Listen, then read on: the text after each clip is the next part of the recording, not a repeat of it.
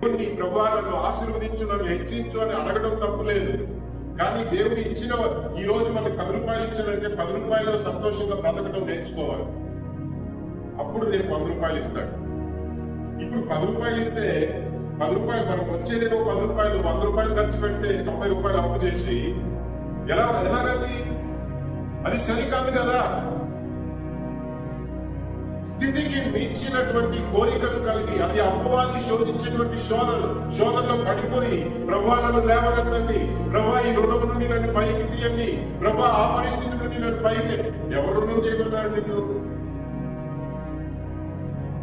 అప్పుడు మనం ఇలాంటి విషయాల్లో ఎక్కడెక్కడ పడిపోయామో, ఎక్కడెక్కడ తప్పిపోయామో మనం దేవుని దగ్గర మనం మారు మనస్సుతో ప్రభువా నన్ను క్షమించు, నేను తప్పు చేశాను, నా స్థితికి మించి నేను ఆశించడం వల్ల ఈ పరిస్థితి ఈ రోజు నాకు కలిగింది ప్రభువా, నేను